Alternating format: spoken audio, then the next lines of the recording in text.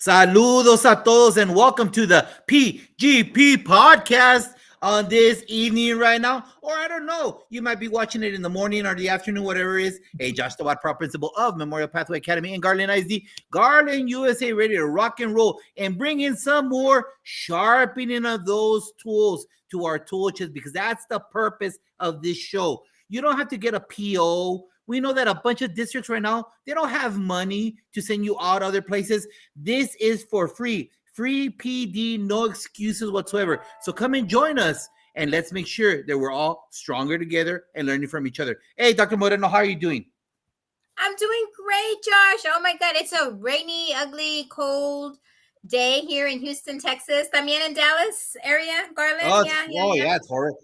I'm hearing that Ugh. Oklahoma, they're the same way. Oh, really? Well, you know, say all I know is that in Houston it was ugly. Look, I even have two because the heater on here costs a lot of money, so I got to kind of layer up around here and around the house. But anyways, hey, I'm doing great. I didn't like the weather, but guess what? I enjoyed myself. I am getting ready to go to South Texas tomorrow. And I am also on a panel for the National Immigrant Inclusion Conference that's held tomorrow here. And so as soon as I'm done with that, I head down to the valley and then helping the refugees down in Mexico on the weekend. So I'm super, super excited. Got lots of clothes and stuff. Huh? Tell the audience real quick about that conference you're going to. The National Immigrant Inclusion Conference. So it's a national conference. It's only held every 2 years. So it's held after every election. And so, or actually the midterm and then the presidential election. So as soon as all that is done, they have their conference normally in December. So yeah, I'm a panel where it's all about immigrants, inclusion. We're talking about how do we support our emerging bilingual or English language learners, or if you're in Iowa, you may call them multilingual learners. But we're talking about trauma. We're talking about social emotional learning. We're talking about sheltered instruction. We're talking about even after school programs and getting parents involved. I mean, it really is a wonderful conference that really includes the entire community. So I'm super excited. It's my first time that I have been asked to join. And so I will be going there on Monday. I'm a panelist talking about newcomer schools and opening up schools and supporting our students in that way. But yeah, that's Okay. pretty cool. I'm really excited. And then of course, the South Texas going over to the border, going to Reynosa, Mexico, Reynosa, Tamaulipas, Mexico, and supporting and helping our refugees that are on the Mexico side and really giving our students there a Christmas. So I'm bringing toys and clothes and gloves and hats and stuff like that. It's a little cold for our kids. And so many of them don't have anything. So I'm going to be taking some stuff down there, some charity work that I like to do to support our kids that may not have a beautiful Christmas like many of us. Well, very kind of you. Your philanthropy will go far. You know, you're a blessing to so many people out there, and I've noticed that by the way people chime in and speak your praises. So, Dr. Moreno, keep on doing the Lord's work. You're doing great stuff out there for kids. And hey, everybody out there, you're watching the show. Remember, like and share it, especially in the YouTube channel. The last couple of shows, we are 30. This is number 31 in the books. It's all free PD for you. Hey, and if you want to be part of this platform, come on and join us because remember, we're part of the Fantastic Four. We're the closing bookshelf of it, bookend. We got Coach Hurt, we got Shika and Tammy, who were on the show last week. We got Principal Cafele coming in 1 week, and us, the PGP podcast, ready to rock and roll. So like and share it, and if you want to be part of it, come on and reach out on X, on LinkedIn, on Facebook, whatever it is, let us know. Hey, I want to be part of that show. And you know what, Dr. Moreno, as we always start, we will talk about the Chinchilagua moment. Chinchilagua, I'm from Nebraska, and I'm hearing this. What is that? Probably Dr. Culver is saying, what is Chinchilagua? Well, you know what? It's a Mexican game. Again, I don't know if Hondureños play this or Guatemaltecos play this, but it's a game played by Mexicans in North Chihuahua. And you line up, well, you know, my cousins from Mexico City, they played it.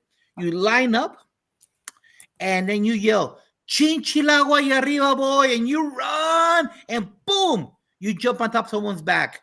And the next person yells the same thing, and boom! And before you know it, you got a human pyramid, and everyone's like, ha ha ha ha ha ha. It's all fun and games until you land wrong, and someone ends up crying. It's all fun and games until you land. Well, you know what?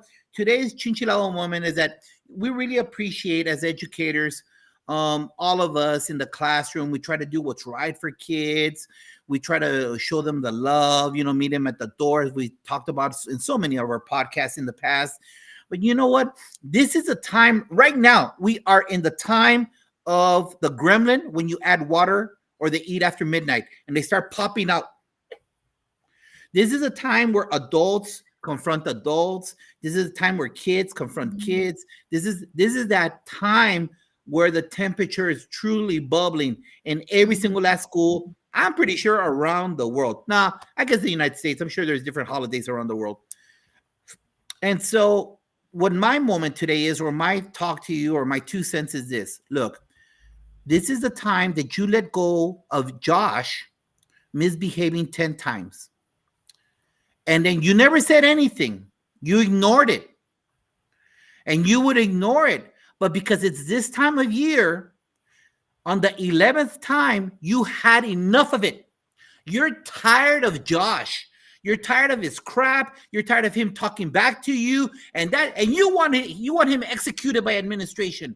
And you send him to the office and you don't ever want to see him ever again. You want his nails pulled from his toes.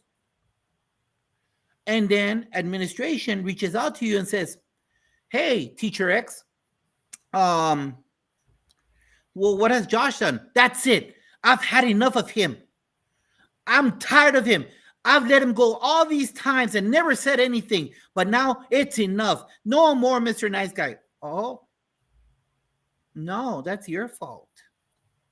Because the next question I ask you is, have you told the parents? No, I don't call parents. I don't do that. Oh, okay. So let me get this straight. From August to November, December, you've let the kid misbehave, and all of a sudden you want him executed. And you never told the parent. And then if I don't do something to pull his nails out of his fingers, then I'm a bad administrator that doesn't support you. Nah. No. It don't work that way. Because it's not fair to the kid, because you set a standard of no standard. You've allowed this up and down behavior, so kids will be kids. That's what they used to say about us in the 80s. I'm sure they said it in the 70s. It's the same thing. Kids will only go as far as you allow them to go. And if you haven't had the common courtesy, which in Texas, you have to call parents, Dimension 4.4, bullet number 2, you have to let them know for good and bad. Not that I know what the law is. You have to call them and you got to let them know. And parents, if you do your credit on the credit card, the positive one, and you make positive calls before you have to deduct credit from that credit card, you won't have that issue. So my moment today is letting you know, hey, educator, don't let the small things go by without communicating with the parents and with administration. Nip it in the bud early so that at this time, and again, we're going to have the same feeling, same again, during March and April, during testing time. That's when people, boom, the second. First is Hiroshima, and then the next one is Nagasaki. So please avoid those nuclear bombs from dropping on your laps by being proactive. Yeah. And you know when you really care about kids, educator? By making sure that you're consistent with your rules. What do you think about that, Dr. Moreno? Oh my God. Consistency. I mean, you nailed it right there. Just consistency, routines, and just being, sometimes you just got to be patient. So you can't take things personal. Oh my goodness. I can't say, I was looking at some video the other day, and it just went viral because somebody just went crazy on this teacher was very upset about, I think it was a phone or something. And they just went like all out and putting your hands on the child and all. That's just crazy. I think you're absolutely right, Josh. As far as being consistent throughout the year. And right now you're right. It's that time of year. It's December. We have 2 more weeks, and then we have vacation again for Christmas. And it's kind of like the adults are like ticking bombs. And we just want to blow up for any little thing. So you're absolutely right. I would absolutely say to everybody, start, if you haven't already started, start building those relationships and really talk to the kids, right? Hey, what's going on? What's what's going on with you? I see that you're upset or whatever. Just kind of talk to them. I can't tell you half the times kids just want to be heard. They're human beings just like you and I. And so I highly suggest that you do that. Josh, you do that all the time. I see you on Facebook, always interviewing kids and talking and calling and sending home positive notes. And I think the more we do that, kids will kind of come around eventually. We just gotta start somewhere. And to close off the Chinchilla moment, look, everybody out there, I'm just saying, our humble home last year, close to 500 kids, ongoing and outgoing, all at risk, all tier three. I've got 10-year-olds all the way to 20-year-olds. The whole year, we only had 12 office referrals. Wow. Enough Wow. said, because we spend more time on positivity than negativity. And the second that we see something, we nip it in the bud. It's easier to turn off a match than it is a forest fire. So, Mhm. a spotlight. Remember, check out episode 24. Episode 24. This is my first year where we interviewed first year teachers, first year paras, first year assistant principals, first year principals. How do you think they're feeling right now during this Hiroshima moment? I don't know. Check out the show and find out, because you know what? It is free PD. Hey, welcome to Dot McKeever Cheever, the grand supporter of all the Fantastic Four. Thank you for being here and promoting the show. And without further ado, I'd like to welcome our great guest out of the Sooner State. Welcome to Dr. Culver. Chris, welcome to the show. How are you doing? Hey, I'm super excited to be here. Thank you so much for having me. Thank you, thank you, thank you. Awesome. So we'll get started with the normal stuff like at every other interview, even whether it be a teaching position, administrators. Tell us a little bit about yourself. You know that traditional one. So, Doc, what I want you to do is tell the audience who you are, what roles you've served, and out of all those roles that you've served, which one was your favorite and why? Go. Appreciate it. So my name is Chris Culver. Doctor's new in the last year, so super excited to have that journey behind me. Yes, I'll take it. Thanks for the applause and the affirmations there. I'm a former high school English teacher, worked at a turnaround school working with students who are not on track to graduate. At the end of that year, 90% of the students passed the state assessment under my leadership, and our school moved from an F to a C in one academic year in English language arts. And so I knew immediately that I wanted to work in school turnaround, school reform, school something, right? And so was a teacher for several years, working with underperforming students or marginalized communities to give them access to education. And then we had the opportunity to move abroad to Thailand and served at an international school for a year, working with international students. Yeah, it was truly, truly incredible. And then moved back stateside after a year. My dad passed away. My grandmother passed away. My dad had open heart surgery. My dad's still alive, thankfully. Freudian slip there. And when I came back stateside, I stepped into administration, was a turnaround coach, then became a middle school administrator. And most recently, I served as a superintendent cabinet team member, as executive director of many things, and stepped away from that work in June. And now I work as a part-time professor at Oklahoma City University, helping new teachers and new leaders going into the field, but also serve as an educational consultant, spreading love, joy, hope, and kindness wherever I go, and educating individuals around today's learners. And I love the question you asked. What's the favorite role that I had? And I'm going to pivot and say that never say never is so true to my life.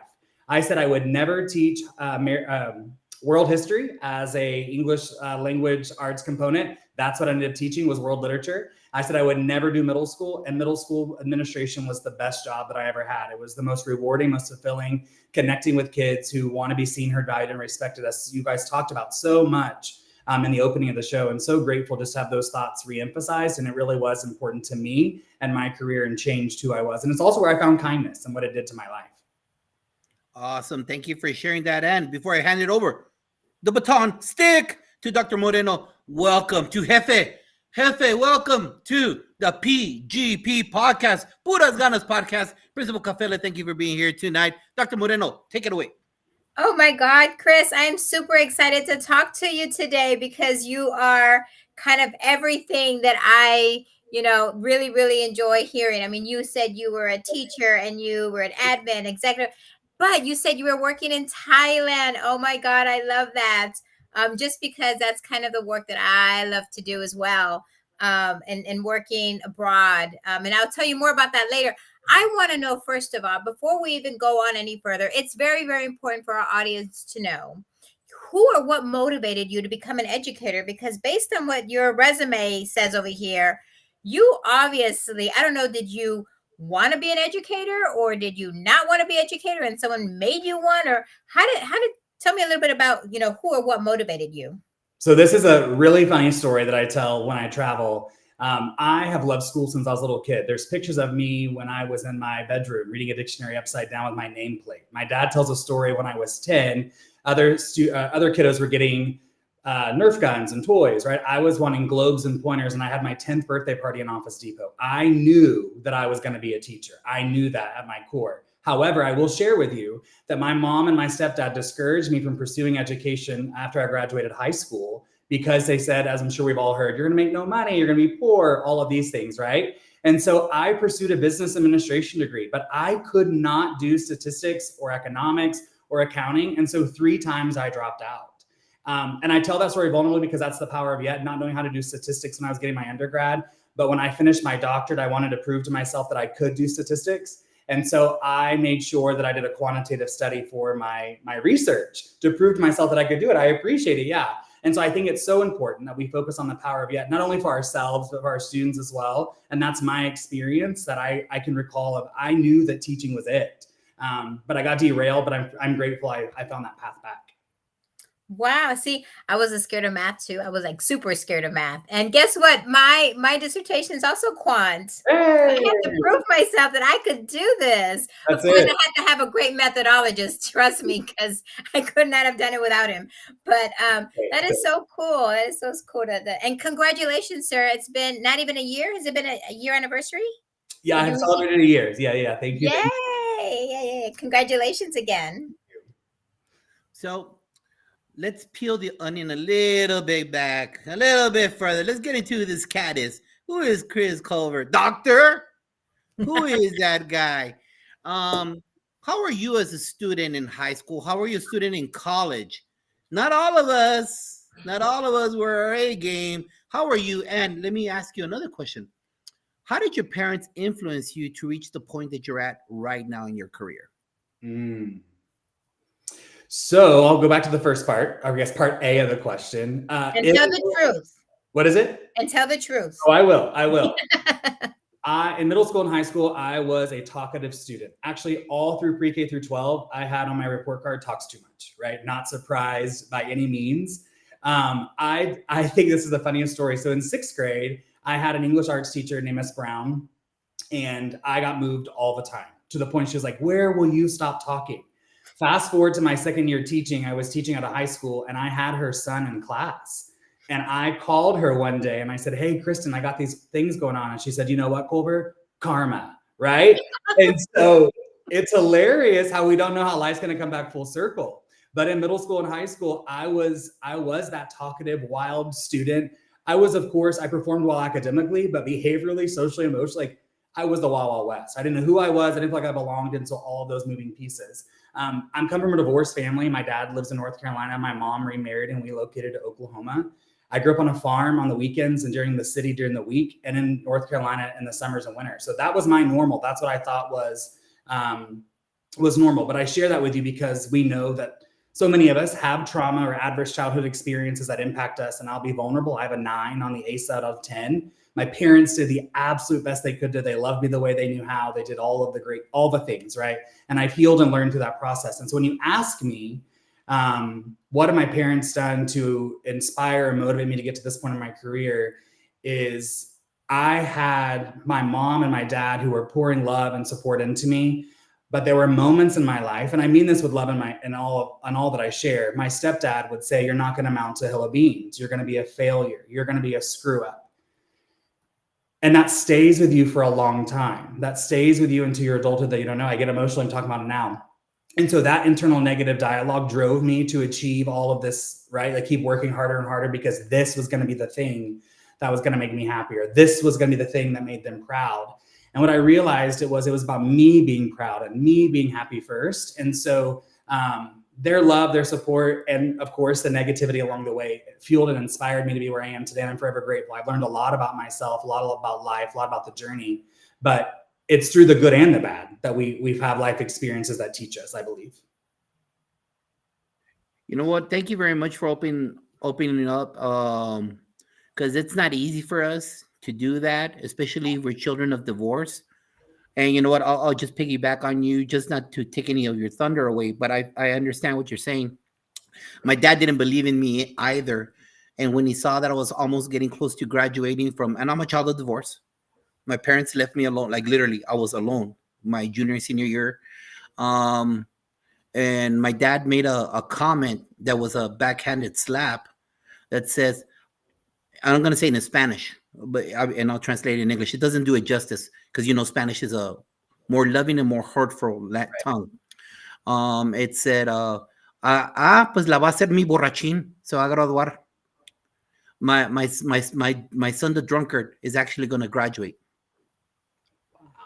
Because I was a lush, and Mari's heard me say this. I was a drunk in high school. I would never go to school. I would be ditching. The reason I mentioned that is because, hey, educator out there, a lot of us are broken, and we were broken. I don't know, through fault or no fault of our parents. They do the best that they can. They have their own bullshit and stuff in life. But you know what? It's a fact, because when you're a child of divorce, when you hear another child that's in pain and that was put down verbally, it doesn't matter if I'm 50 something and this young man right here, 40 something, I don't know how old you are, but the pain, the scars of that little kid, he's still wounded inside. Yeah. And it's very easy to hear a story and not say, hey, brother, I feel you. I got you. I te entiendo. I understand you. So as a kid that went through what you went through, I appreciate you sharing that, because I value you opening yourself up as an educator. And that shows the compassion and the love that you have, so that others can learn from our pain. And that's why we're in the business. Dr. Moreno. Whew, that was pretty powerful. So, again, hats off. I can't say that my parents were divorced. My father passed away when I was 10. So, my mom kind of raised me, and I was no great child. So I wish I could say talkative was the only thing in my closet, if you will. But we're not going to talk about me today. I want to know. So I was excited that you worked in Thailand and you have all these different positions. And like I told you earlier, I'm super excited because these next couple of questions are all about kind of the work that you do, all about the social emotional learning, and talking a lot about how this SEL has evolved and stuff. And so, and I get it, because again, I travel to different countries all over the world, so I can better understand it and bring that knowledge with me back to the States. So let's talk about post-COVID for a second. Okay. Post-COVID education has kind of evolved, right? So that students will, I guess, process things better. So my question to you then is, SEL became a tool during this process after COVID, right? More so. So can you tell the audience how you've seen SEL evolve over the past years? So we've done a little bit SEL before COVID, but things changed after COVID, right? Drastically. And so now we see a lot of people now talking more about that. So what do you see has changed since COVID? Absolutely. I appreciate that question. So we know that our Gen Z, or our current 7th through 12th graders, our Gen Alpha, pre-K through 6th graders, are living in a tech-driven world. And we know that post-pandemic, that they were on a device all day long, pretty much during the pandemic. And now we've come back to school, and there's still so many of them that are still on a device, whether it be their cell phone or an iPad or something, right? Mm-hmm. I mentioned that device or social media or technology because when we're looking for, let me back up. As humans, we're naturally wired to belong, right? So when we're looking for validation, affirmation, or any kind of sense of belonging through social media, likes, comments, and shares, and we don't receive it, that impacts our sense of belonging. That impacts our internal dialogue. That impacts how we show up, how we show out, how we behave, how behaviors manifest. And so I believe that before we were really intentional around supporting students with high ACE scores or trauma. And so that was pre the pandemic, right? But research is really clear that students who navigated the pandemic, because even in a supportive home, because of the tech-driven social media world they're living in, they're entering school with 3 or more adverse childhood experiences, even in that supportive home, because what they're seeing on technology, what they're seeing on a device, right? And so now we aren't necessarily addressing the tier 2 or tier 3 of students for SEL. It's a tier 1, right? We have to address all students to ensure that they understand they add value, they belong, they matter, they're seen, they're heard, they're respected. That's about being vulnerable in our own experiences to tell them. And so I believe that SEL starts with, or making students feel like they're a part of our school, but starts with culture, right? Treating people the way we would want to be treated. We have to be kind to one another. And I know that's a paradigm shift and a mindset shift for some of our educators who have been teaching for longer than I've been alive. Absolutely. And I'm so grateful. I want that to be clear. I'm grateful for their service. But today's kids have different needs, just like other generations had different needs, right? And so it's about meeting kids where they are today. And it's about creating these spaces where we're quieting our mind, we're finding gratitude and experiences, we're creating experience of connection for students, because right now they're looking for that connection, that validation, affirmation through social media. We in our learning spaces have to help them create connection with other individuals within that learning group, right? Whether that be collaborative groups. And so I think our focus of SEL has stayed the same, but I think our intentionality and our intensity has only grown because we know that it's no longer a subgroup. It really is every student needs support. We need to make sure every kid knows they add value. Especially, I don't know if you've seen the statistics, it's alarming. The 13 through 15 suicide rates are down, but 8 through 11 is up. And that is devastating. And that is very alarming to me for students who, as you shared, Josh, I appreciate your affirmations around divorced family. So many of our kids are navigating lives like we can't even imagine, right? Whether it be divorced families or parents who are working 3 or 4 jobs, all of that impacts how they show up with behaviors and attitudes at school. And so it's no longer teaching just the content. We're teaching life skills. We're teaching how to be good, positive, contributing, kind citizens in the world in addition to our content. Wow. I mean, that those statistics are alarming, actually. You know, the fact that you're saying that these students are at a younger age, that is, and that's something that educators need to have, I would say, even more training, right, Josh? Just to kind of talk about how do we build these, because it all stems around what you just said, culture. A lot of it is about relationship building. A lot of it is really getting to know the students, not just in your subject matter, but really getting to know the kids. And sometimes our educators are saying stuff like, well, we don't have time to, to really meet the kids and really kind of support them. But it's just those little subtle things, right? Of meeting them at the door and really kind of being in tuned about what are they saying, what are they doing, what are they watching, what are they wearing, things like that really kind of speak to what they're really doing. But thank you so much for sharing. It really kind of is eye-opening.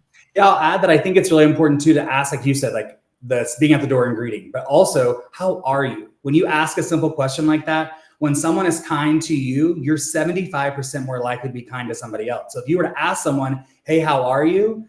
That is more likely that you're going to ask somebody else how they are as well. And you're keeping that kindness going, right? That kindness is a ripple effect. So I appreciate that intentionality around building relationships, but it's also important how we choose our words to ensure that we are kind and we are trying to be intentional to build that relationship. Absolutely. Yeah.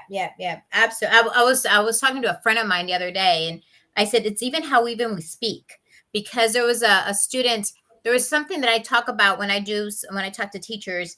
It's like, act your age. It's like, why would you say something like that to a student, like act your age, when really the kid doesn't know how to express themselves? So it's all about instead of saying, I know you're hurting, how can I help you? Something like that, as opposed to, saying something that could be spinned off into something else, which really doesn't, it's not even supporting the kid that way. So I read in a book today I'm reading a book called Around the Science of Kindness, because clearly I'm passionate about the topic. And so I wanted to know what the research around medical, what the impact of kindness is in the world of medicine.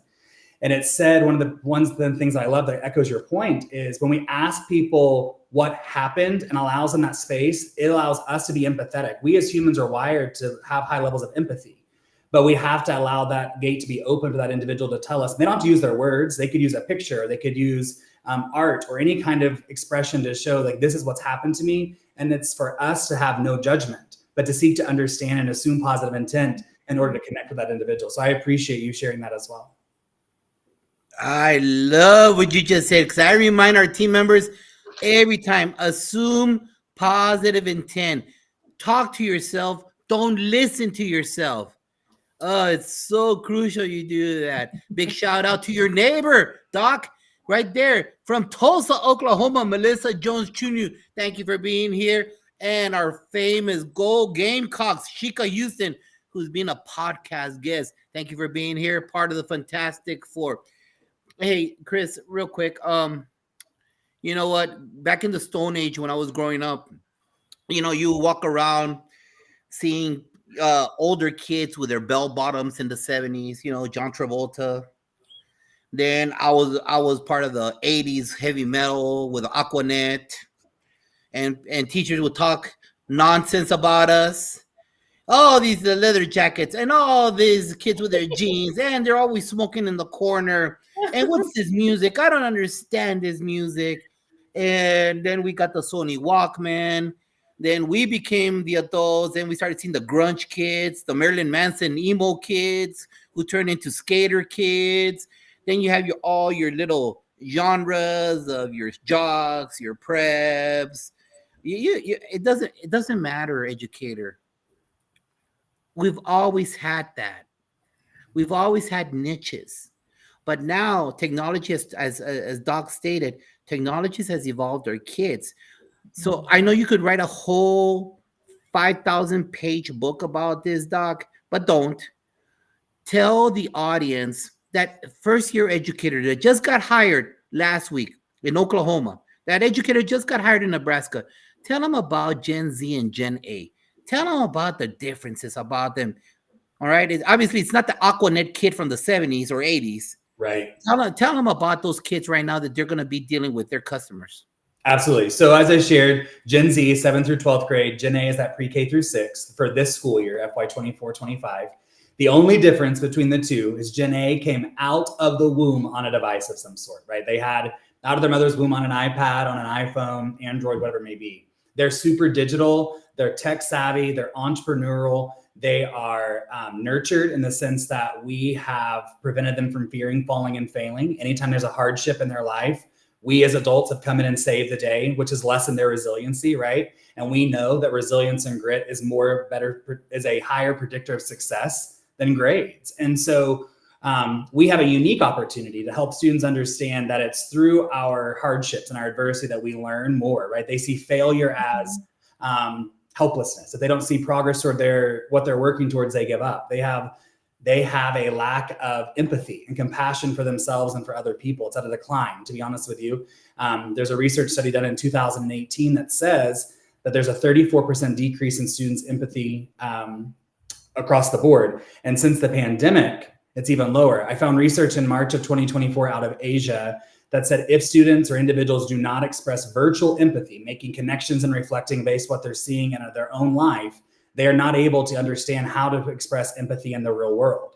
And I think about our students, our individuals who are living in this tech-driven world and what that does to their impact to empathy and compassion, which we know are vital for our success as a society. And so it is a different time, as you shared, Josh. They are tech-driven. The tech has changed the way they show up and they show out. And so I'm sure as a setting principal, you know, navigating social media. I remember setting all the time, navigating fake accounts or social media wars or whatever it may be on social media. And I'm like, this is the death of our students, right? So I think it's our opportunity in classrooms and learning spaces to create experiences that are so engaging for kids that they don't even want to be on a device, that they don't want to be on a cell phone. And I always applaud schools and districts that ban cell phones or have really high expectations and accountability measures around cell phones to ensure students are engaged at high levels. Hey, Chris, is this why there's more suicide rates then in the elementary levels? Because oh, okay. I'm putting the connection there. I'm trying to follow what you're saying and then trying to see what the research is saying and connecting the dots. There's a lot of research out there too about how parents can help us. But here's the reality that we all know we're navigating. There's so many parents who have the best intentions in the world to want to support and to help.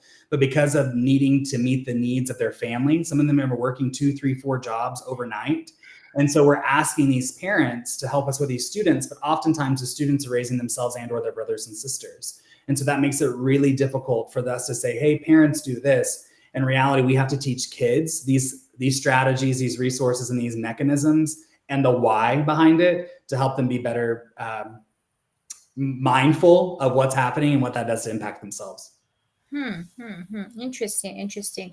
Well, my next question really kind of involves about the work that I do. I know Josh actually runs a whole school of our emergent bilingual English language learners, multilingual learners, depending on where you are in this country. We call this particular subpopulation very different, right?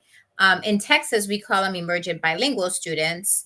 But that's my passion. That's my work. As a matter of fact, I was telling Josh before the show went on that I'm going down to South Texas this weekend, to the Mexico side, to Reynosa, Tamaulipas, Mexico, to support some of our students that are waiting for their turn to get their asylum interview, right? So my question really, and I'm really curious to see what you have to say regarding this topic, is what have you observed from the number of students arriving from other countries, Central America, for example, and how do educators prepare for them to be successful? So, just kind of thinking about, and again, we're just talking about, many of the kids, we have kids coming from, the Congo, and we still have kids coming from Afghanistan. I mean, Josh has, a school of, I don't know how many countries. I know I ran a school of 32 countries. So, what do you see out there as a consultant? Absolutely. I appreciate that. I have great joy and honor of serving multilingual families and dual language families in my previous experience. I'm the former president of the Oklahoma Association for Bilingual Education here in Oklahoma. My partner is fluent in Spanish. I wish I were. I can understand more than I can speak, but they do have a special place in my heart. And I believe that we have to see their culture and their language as an asset. I believe that we have to lead with empathy. We have to seek to understand. They're coming with ACE scores too that are really high, trauma that's really high, but it looks a little bit different, right? We're having people who are leaving their home countries because of violence and war to escape into a safe space that could be separated from their families, right? Or be without food or medical attention. Those traumatic experiences impact us as a child in our adulthood that we don't even know that are going to happen, right? Mm-hmm. And I see a lot of teachers who, whether it be good intentions or not, are focused on English only. And that's the most detrimental thing we can do to students. What we need to do is leverage their first language, allow for translanguaging, allow to understand individual students' gifts. If you never watched The Gift on YouTube, it's a great video that talks about seeing students' language or their culture as a gift. But also Moises is a great video that's on YouTube as well that helps you understand that students know academic language in their language, right? They can do math in Spanish or math in a Thai, whatever it may be, but it may not be able to be done in English. That doesn't mean they have a cognitive disability. That means they have a language acquisition issue, right? And so I applaud you for the work that you're doing around the globe to support multilingual learners or emergent bilinguals, or as you shared, whatever the language may be for that group of individuals. But knowing that you're going down to Mexico to help them with interviews is truly astounding. So thank you for your service, and thank you for what you're doing globally to provide a voice and choice for so many families that may be without, and also who may be navigating high trauma. So thank you. I think as educators, as classroom teachers, we have the opportunity to create experiences where students can feel safe, where they feel like they belong, they feel like they matter. I'll be vulnerable with you. In Oklahoma, we lead the way with a lot of the rhetoric that's on the news. I'm sure you've seen it out there with our state superintendent, our governor, whomever it may be. There are students who are asking teachers and administrators in classrooms, are we okay? Will we be safe? And what I mean by asking kids, how are they? What's going on? How can we help you? Those are the things I'm talking about, not with content specifically, but we don't know the emotional turmoil that they're navigating that's going to impact their emotional, physical, or mental health. And so when we ask those questions, we seek to understand, and I'll reemphasize it, assume positive intent and truly teach and lead with empathy. We're connecting with students where they add value and they belong in our spaces, and that their culture and their language matter as well. Yeah, it really truly is a scary time. You're absolutely right. I can't tell you. I've seen where families, I mean, I'm going to be really emotional here, sorry. But where I've seen where mothers have put their children on a raft to cross the border, the river, right? The Rio Grande River, because they probably have a better shot of being unaccompanied at this point, to get them across, because mom's going to stay behind and she says, one day I hope I'm going to see you. I mean, it's really sad, right, to see that. I have two kids myself, and I don't see myself putting my child in a raft.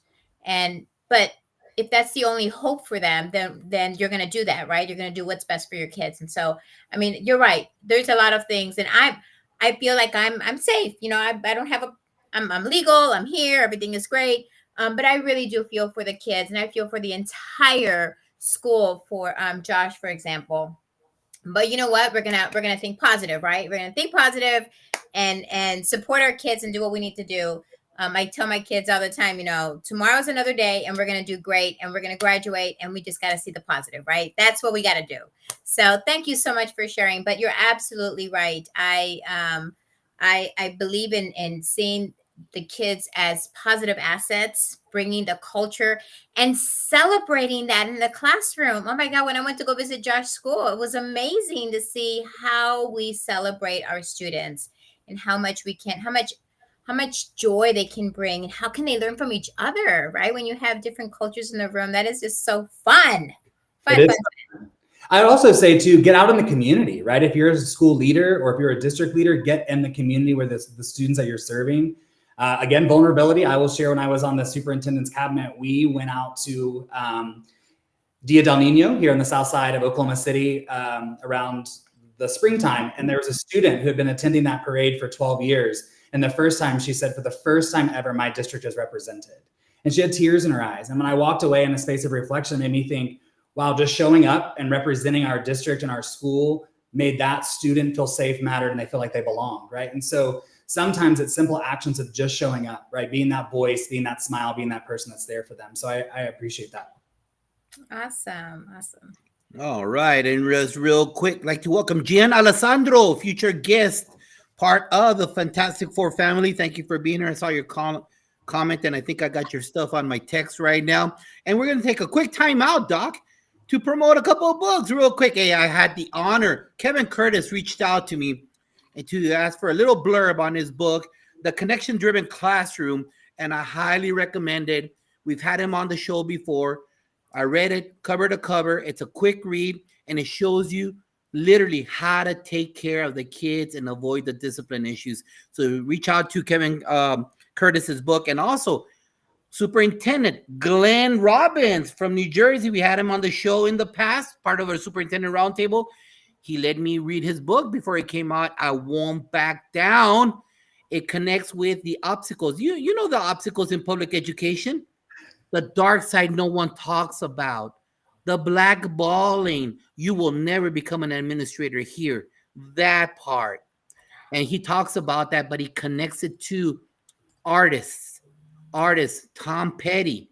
That's his album Free Falling. It was not supposed to happen. No one wanted it. And check it out. It sold millions of copies. You want to know more? You got to check out Superintendent Robbins' book. But the most important book of all. When does it come out? It's coming out. He's getting the blurbs. You know, you get those blurbs from different authors. So he's just dropping those Easter eggs. I got it. And so I'm helping everybody out there. And this one is it also. Don't forget, Barbara Bray, chapter 23 right here. Part of the author. Reach out for this. 23 inspiring, awesome stories of educators, for educators, and anybody else that looks for moving ahead in life. So, Doc, we were talking about SEL earlier, and we're addressing the purpose of it was the trauma. The kids were at home. They were eating Cheerios at 11 o'clock in their PJs. They weren't turning on their cameras. We were measuring temperatures right here, and we were doing all that nonsense right there because there was a lot of trauma. But, you know, we also addressed trauma, the ACE. I want you to, and I'm glad you brought that up, all right? I obviously, that's like a whole 7 chapters in a book. Mm-hmm, mm-hmm. So tell the audience about what ACE is. We've all read books, we've all seen videos, and it's like a lengthy thing. But there is a scale of the trauma that kids have. So what have you observed as you're going out there, not only in the Oklahoma area, wherever you're addressing the different campuses, different districts, what are you seeing in regards to the different trauma? We've addressed the cell phone trauma.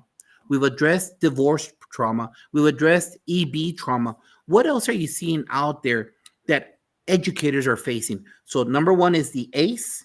And number two, talk to us what you've observed of how trauma has evolved in our current schools. Absolutely. So define ACE really quickly. ACE is the adverse childhood experiences, and there's an assessment you take that's 10 questions. And if you indicate yes to 4 or more of the 10 questions, then it's assumed you've had a traumatic childhood of some sort, which is why I unpacked with you that even though some kids may be growing up in the most supportive home, because of technology and the pandemic, they're entering school with 3 or more ACEs. adverse childhood experiences.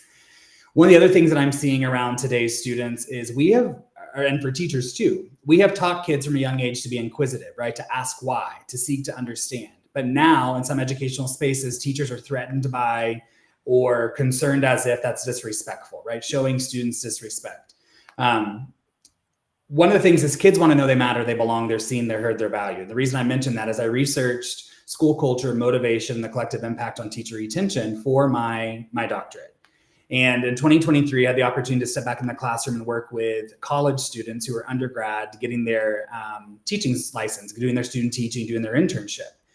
And when I walked in that first day, ready to teach these kiddos, I brought my tool belt from several years ago, and I was like, whoop, this is not going to work, right? I got to understand who these kiddos are. They want voice and choice. And what I found was Gen Z and Gen A, these students that we're working with today, want relationships, they want trust, they want empowerment, they want autonomy, they want recognition, and they want transparent communication.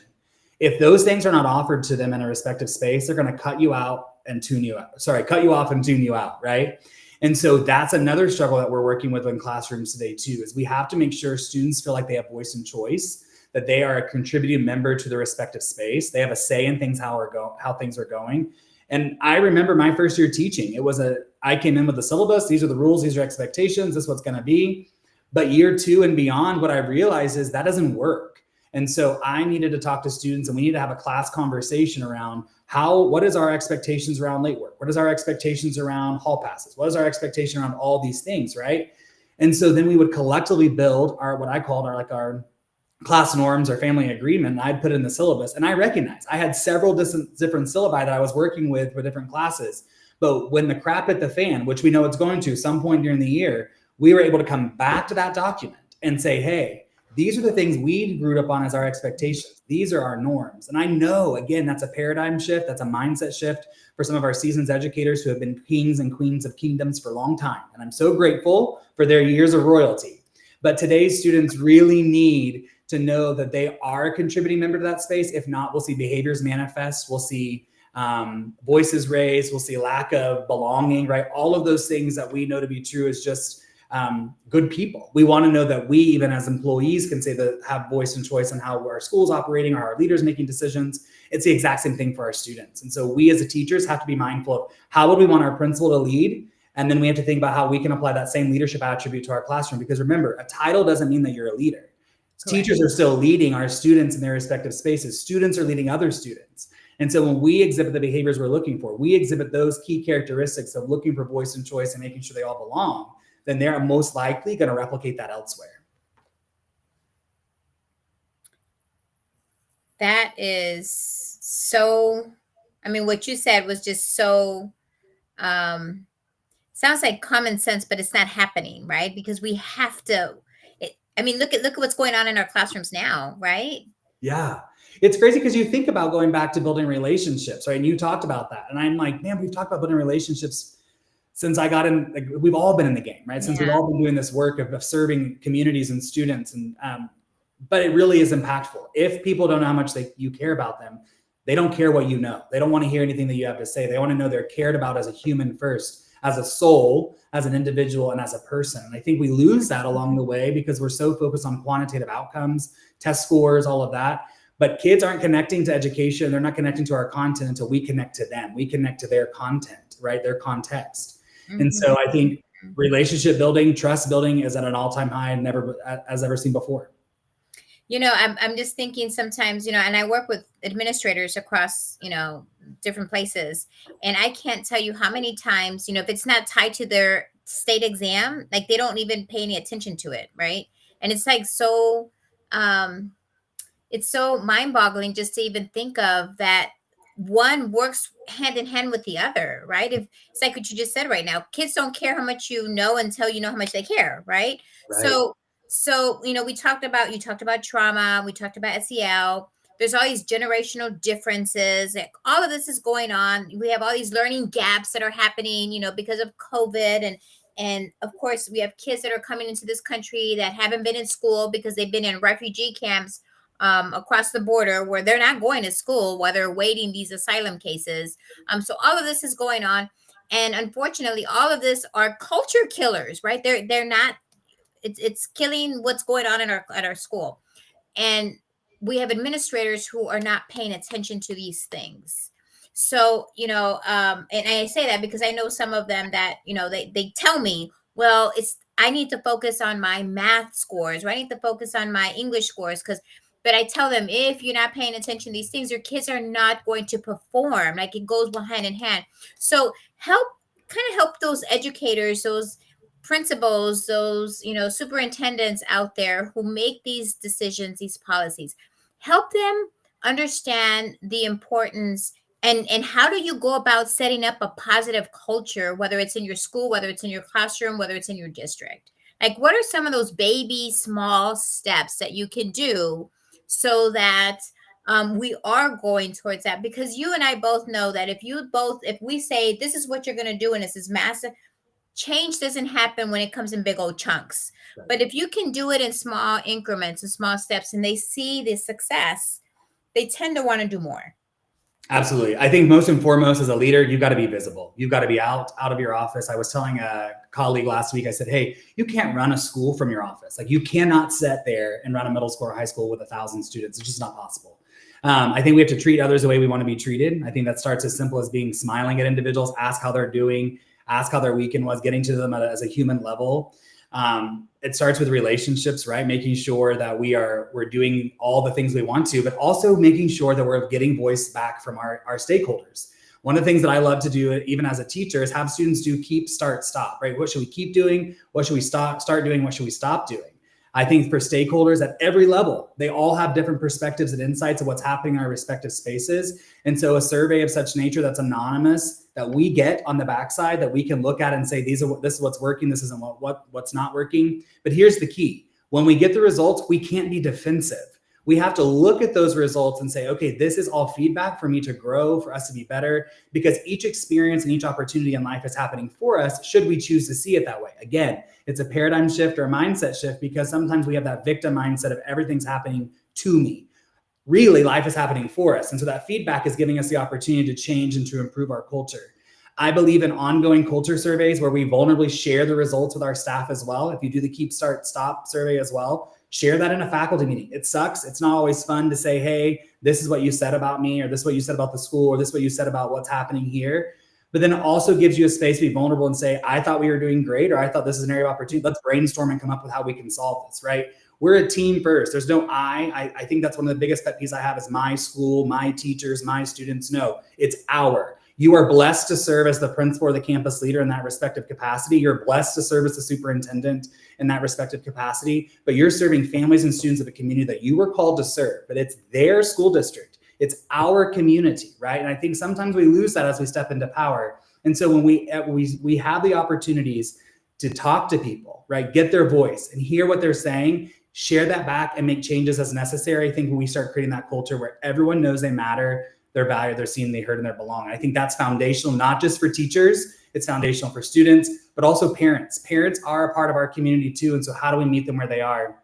When we were working on our strategic plan at a district level, we had more badges than we had parents. And I didn't understand why we didn't have the parent turnout that we were looking for, right? We were sending out the robocalls, we had the text messages, we had the emails, we were doing all the things. And I went up to one of our Hispanic speaking parents, Magali, and I said, hey, how do we get more parental involvement from our Hispanic families? Like we are a predominantly Hispanic community. And she said, have you tried WhatsApp? And I was like, no, I never even thought of that, right? Mm-hmm. It was a game changer for us. It was also a game changer for us to change the day and time of our events. And so again, talking to parents, asking them, saying, hey, Tuesdays at 6 didn't work. What does work? Oh, Thursdays at 11? Perfect. We'll pivot at a district and we'll figure that out. But again, it's serving your community, building that culture where everyone has a voice and they all live that matter.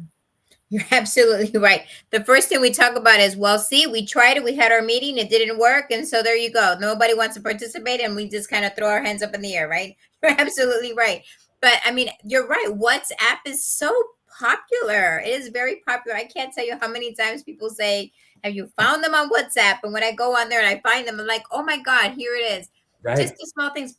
But had you not asked, right? Had you not asked somebody to say, hey, give me some feedback to, and getting some more of that. I mean, you're absolutely right as far as, as opposed to just giving up and saying, well, we did it. We Right. did it and it didn't happen. So I guess they don't want to participate. Right. And we launched dual language schools in our district where I most recently served. 2 elementaries converted to having a lane of dual language in there. And I remember a dad coming to one of the parent meetings after we had moved to some of the changes based on the feedback. And with tears in his eyes, he said, it's the first time I feel like my district hears me and sees me as who I am. And I had tears in my eyes. I know I drove away that night just bawling, because that's what it's about. It's about serving community to ensure that there's equity for everyone and there's equal footing to ensure success of all students, no matter the background of their zip code. Aw, thank you. My man, you're one of the few that says that. I despise. I get amendment number 1 too.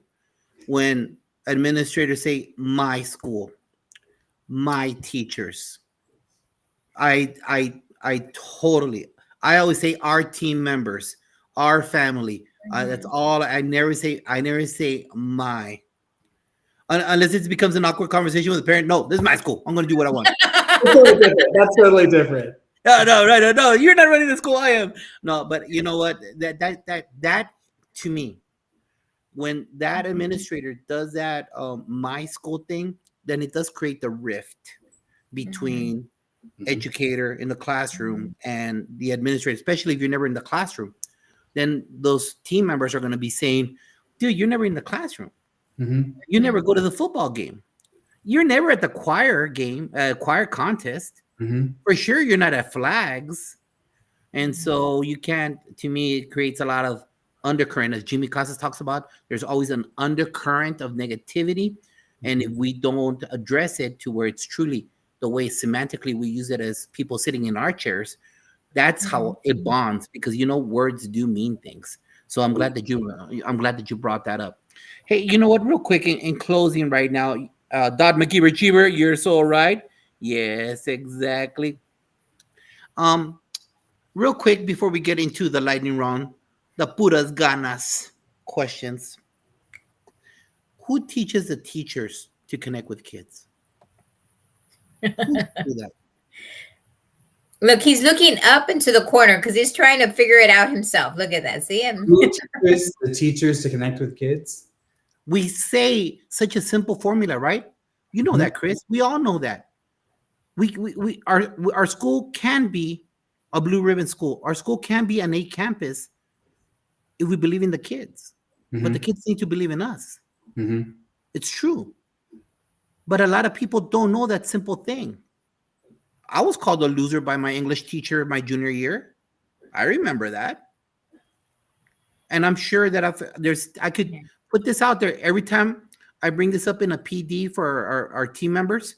I say, give me an example of a great teacher and give me an example of a bad teacher that they've experienced.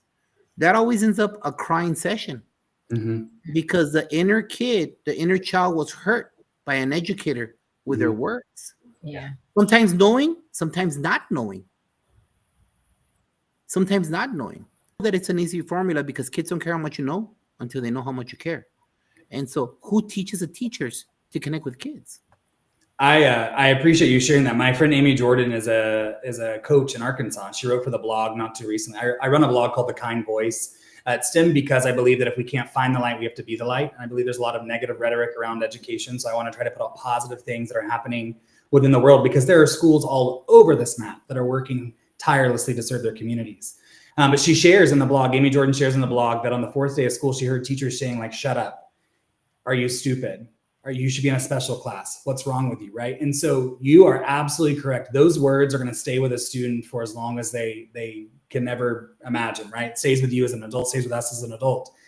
And our words do have impact. And I think that we don't always remember that. Kids aren't going to remember all that you said, aren't going to remember all that you did, but they are going to remember how you made them feel. And so that's why it's really important that we are mindful with our words. And I challenge educators, what are words that you can use in your respective spaces that would change the trajectory of a child's life, right? I'm grateful you're in my class today. I'm grateful you're here today.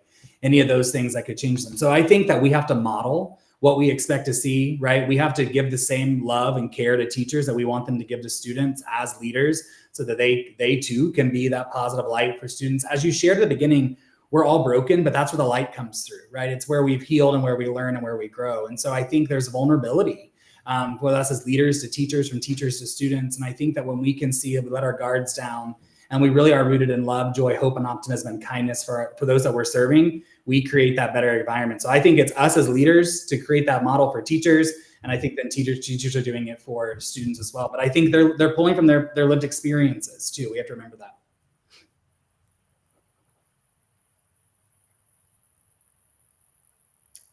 Don McGeever Cheever, she's retired.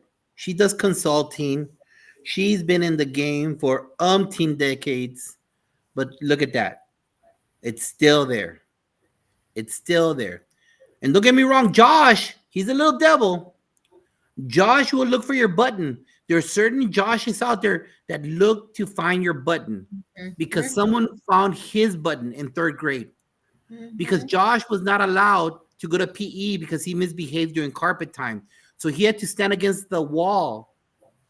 Josh was not allowed to be, on his birthday, the leader from the classroom to the cafeteria for that week because he broke his crayons. And then Josh started misbehaving in elementary. And Josh knew to get out of that classroom for 8 hours, because elementary, you're stuck with the same kids. He'd rather go somewhere else. And the teacher rather send him somewhere else. Yeah. But Josh is going to come back. Mm-hmm. And the whole thing is, what are we doing to ensure he's going to come back? We can't get rid of kids. It has to be. And then some team members say, oh, the law says I could remove this kid from my class. Yeah, there's steps to do that. I agree. And you're right. Sometimes a combination, a good administrator knows, sometimes you just got to remove each other, because it happens with adults. We've seen it in hallways. We've seen it within the same PLC, the same collaborative team. Adults don't like each other. We've seen that. Assistant principals in a high school team, you've seen that assistant principals don't like each other on the same high school. So ain't no different between a fifth grader and a high school. So let's keep that in the back of your mind. That's why I brought that up today with the Chinchilagua moment, to make sure that we do everything positive, to always assume positive intent, like you said, my man. And most importantly, to always support our beautiful kids, because you know what? That kid who's giving you a hard time is one way or the other is connecting with you. Yeah. So how are you turning that around to make it your ace and make sure that you make them the best? What do you think about that? No, I love it. I think we have to remember too that our kids are in our respective spaces to teach us something, and we're there to teach them something too, right? They're put in our class for a reason. We have to be mindful enough to see that. I love what you said, that you can't get rid of kids. A former colleague of mine, a dear friend, she's assistant superintendent. She says, you can't fire a kindergartner from kindergarten, right? Like you can't fire them from kindergarten. They're coming back. And I think it's the same no matter what grade level it may be. When kids make choices, you're absolutely right, we may have to remove them for, I like to say, a ticky-wicky moment, but they're coming back. And so what's our reintegration plan? What'd you say? I said, oh, a ticky-wicky. I've never heard that. Right? Ticky-wicky. They may make a small little choice. They get a little ticky-wicky vacation for a couple of days, but they're coming back. And so what are we going to do to reintegrate them? How are we going to make sure they still feel like they matter and they belong, and that they know that we are making decisions that are best rooted for them, right? And I think that's what you're absolutely right. You vulnerably shared about your elementary experience. I was kicked out of art. I was kicked out of the library because I talked too much, right? I took a book home one time without permission. I got in trouble. I slid in music class in fourth grade, and she wrote a letter to my mom. I thought the letter came in the mail, and I was like, I'm getting an award. I didn't know I was getting in trouble, right? That was back in the days of letters. And so that experience, those experiences stay with you. And I have made intentionality as I reflect on my experiences. One that's so near and dear to me is my grandmother passed away when I was my freshman year of college. And I remember the night she died, I had a paper due, and I had reached out to the professor and said, hey, my grandmother passed away. She said the paper is still due tonight at whatever time. So I got to class and I turned the paper in, and friends, I said to her, I'm not going to stay for class. My grandmother has passed away. I'm turning in the paper to be compliant. And she looked at me and said, if you don't stay for class, then you will lose points for tonight because that's part of the syllabus requirement. And as I walked away from there, losing points in tears, I said, I'll never do that to a kid. I will never do that to someone who's navigating life. I'll make sure I have grace and understanding. And this semester was a test of time, I'll tell you that, with students. I have a student who's navigating cancer at 23, and I have a mom who's in our program who lost her son with an asthma attack who's 24. And they were reaching out, I want to do all this stuff. And I had to remind them, I said, no, class is over.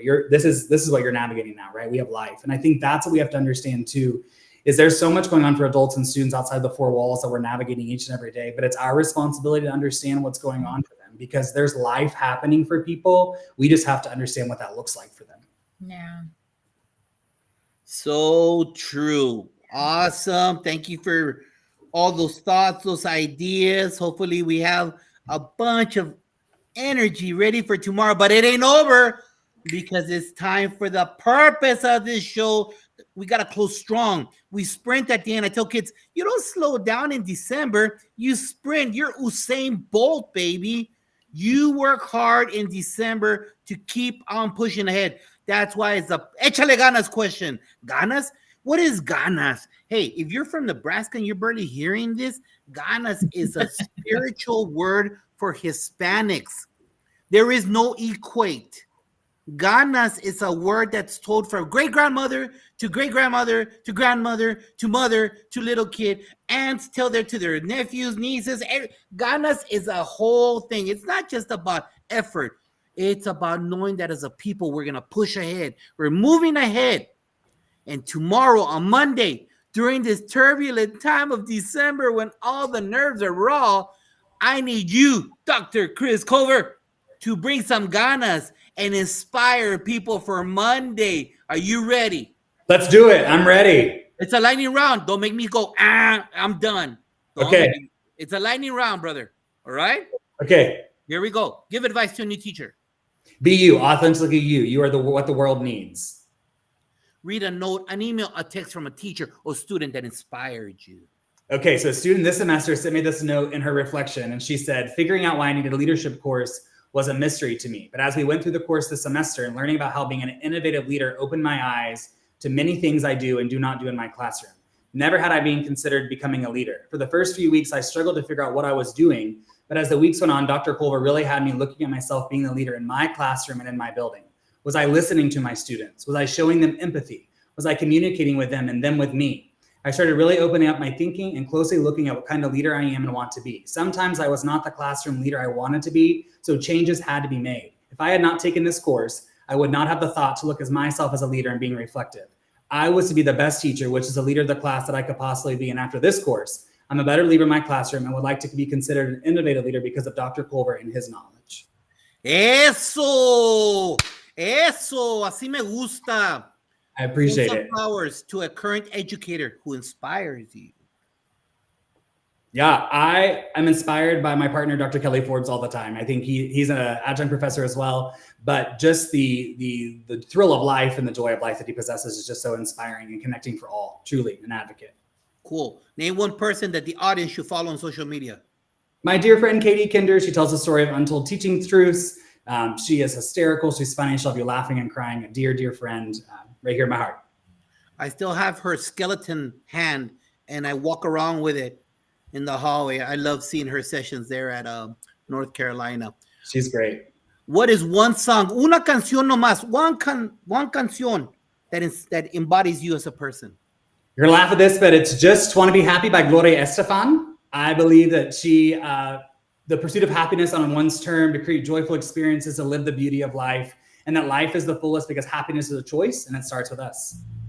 Eso. What is your favorite quote? My favorite quote's by Maya Angelou. I have learned that people will forget what you said, people forget what you did, but people will never forget how you made them feel. And yep. What's your cheap food? What's your favorite sweet? Anything gummy bears, gummy worms, anything gummy. That is it. We've had our first official gummy person. There we go. We haven't had anybody gummies. You're OG on gummies right there. I'll take it. Number one. How can people reach and say, hey, come on over to North Carolina. Come on over to California. Let us know. How can people reach out and get your services, sir? I'd love it. I operate a business called Orange Sparrow. So it's orangesparrow.org. But on social media, everywhere else, I'm at Dr. Chris Culver, and you can find me on all social media platforms. Would love to connect, would love to share how I can help support you and your teams. Thank you for being here tonight. You got a big shout out right now to Valerie McSay and Brent Manuel from Canada. Welcome here, supporting our show, our guest, episode 31. Hey, and it's not over. It is not over. Next week, Dr. Moreno, we have the happy show. I said to myself, this is a time when people need to hear. So we're gonna have awesome guests. We're gonna have Lainey Rao, Sarah Candela, the boss educator, Chad Perez, and Dr. Brandy Godino. We have some heavy hitters just like we had tonight. Awesome people, because we need to support each other, love each other, and say we're in the best profession, the profession that creates all the other professions, education. Thank you for being here. Like and share the show. We need you. If you don't see it right now on our Twitter or Facebook, go to YouTube at Josh Tovad. Thank you. Have a good evening. Hold on tight. Don't hang up, Dr. Culver. We got to talk to you right now. Goodbye, everybody. Say goodbye.